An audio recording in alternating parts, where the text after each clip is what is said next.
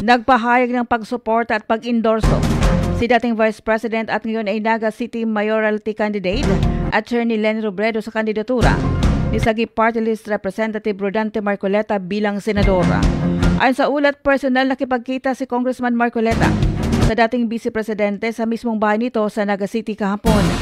Dito ay nagkausap si Robredo at Marcoleta tungkol sa kandidatura ng kongresista sa pagkasenador at siya namang pagsuporta ng dating Vice Presidente sa kandidatura nito.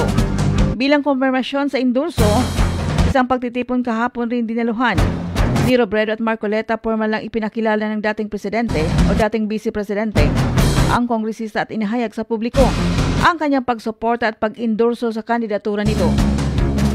Lubos naman ang pasasalamat ng senatorial aspirant sa dating Vice Presidente dahil malaking tulong umano ito sa kanyang kandidatura lalo pa at marami ang sumusuporta at nagtitiwala kay Robredo, hindi lamang sa Naga City at Bicol pati na rin sa buong bansa.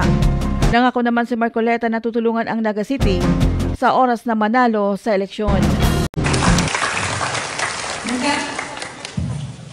Term limit na po siya sa Congress, nagkakandidato siya mo niyan bilang senador. I-welcome ka po, Senator na po ng Congressman, Senator Rodante Marcoleta.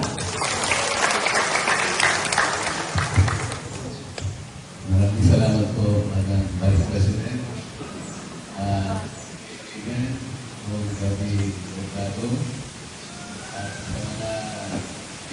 Mga kaibigan, yan po ang parte po ng pag-endorso ni dating Vice President at ngayon po ay tumatakbo bilang mayor sa lungsod ng Naga na si Attorney Leni Robredo kay Congressman Marcoleta ng Sagip Party List na ngayon naman po ay tumatakbo sa pagkasenador.